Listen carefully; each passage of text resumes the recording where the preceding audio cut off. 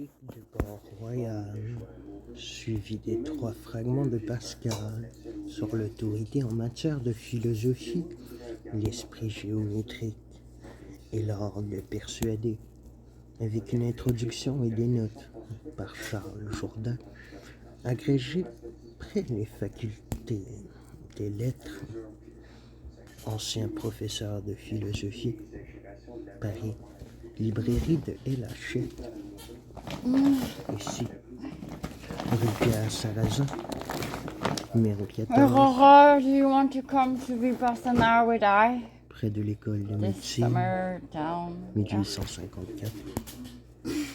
Avant-propos.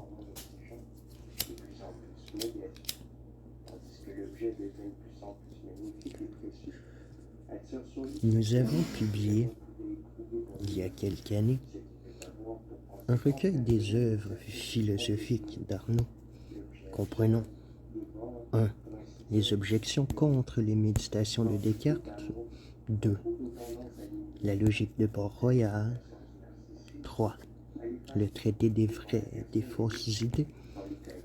Cette édition se trouvant aujourd'hui épuisée, le succès qu'elle a obtenu ne s'engage à réimprimer, non pas tous les ouvrages qu'elle comprenait, mais le plus utile et le plus populaire, la seule qui ait été maintenue sur la liste des ouvrages prescrits pour l'enseignement de la philosophie dans l'Université de France, l'art de pensée ou logique de Port-Royal. Nous y avons ajouté 2 morceaux de Pascal, de l'esprit géométrique et de l'art de persuader, et la préface de son traité sur le vide, publié pour la première fois par Bossu, et si fréquemment cité sous ce titre de l'autorité en matière de philosophie.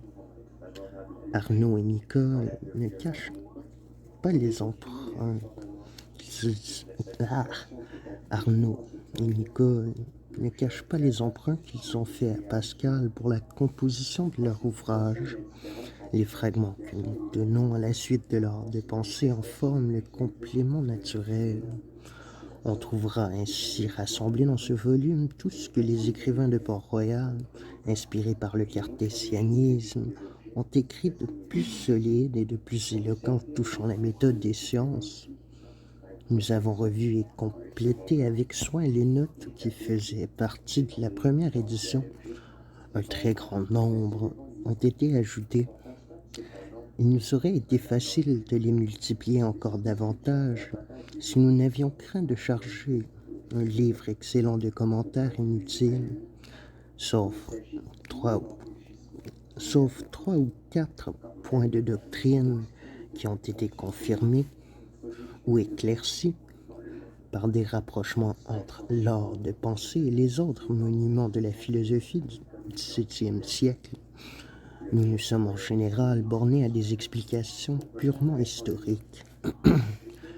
Une notice sur les travaux philosophiques d'Arnaud servait d'introduction à notre précédente publication, bien que cette notice renferme des développements étrangers à la logique et que la partie la plus étendue soit une analyse des controverses d'Arnaud et de Malebranche.